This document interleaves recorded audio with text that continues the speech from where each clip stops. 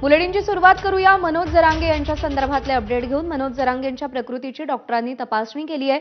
जरांगेंच्या उपोषणाचा 5वा दिवस आहे आणि आज डॉक्टरांनी त्यांची तपासणी केलेली आहे। काल सुद्धा डॉक्टरांचं पथक जरांगेंच्या तपासणीसाठी आलेलं होतं। रक्तातील शुगर तपासण्यासाठी नमुने घेतले गेलेले होते, त्यासोबतच रक्तदाब देखील तपासला गेला होता। सध्या रक्तदाब तपासला जातोय। कृष्णा केंडे आपले प्रतिनिधी आपल्याला अधिक अपडेट देतील। कृष्णा, डॉक्टरांचं पथक दाखल झालंय तपासणीसाठी, काय अपडेट्स आहेत? एक पथक काही वेळापूर्वीच जरांगे पाटील यांची तपासणी करून गेलेलं आहे। बीपी शुगरची तपासणी केलेली आहे। त्यांचा बीपी हा लो झालेला आहे, शुगर देखील कमी असल्याचं या ठिकाणी रिपोर्टमध्ये समोर आलेलं आहे प्राथमिक। आणि डॉक्टरांनी त्यांना सल्ला दिला आहे की थोडं पाणी मधून घेतलं तर त्यांच्या प्रकृतीसाठी बरं होईल, मात्र त्यांनी त्यासाठी नकार दिलेला आहे।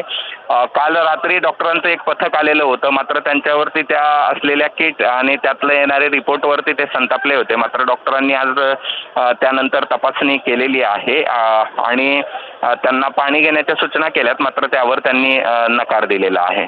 प्रज्ञा,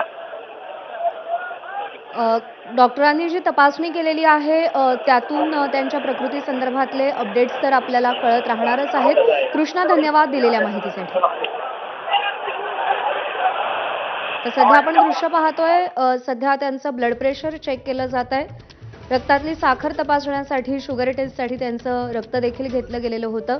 डॉक्टरांनी विनंती केलेली आहे की किमान पाणी तरी प्यावं, जेणेकरून प्रकृती स्थिर राहील। पण पाणी पिण्यास सुद्धा मनोज जरांगेंनी नकार दिलेला आहे। डॉक्टरांचं पथक पुन्हा एकदा तपासणीसाठी पोहोचलेलं आहे आणि रक्तदाबासह इतर महत्त्वाच्या गोष्टींची तपासणी डॉक्टरांकडून केली जाते।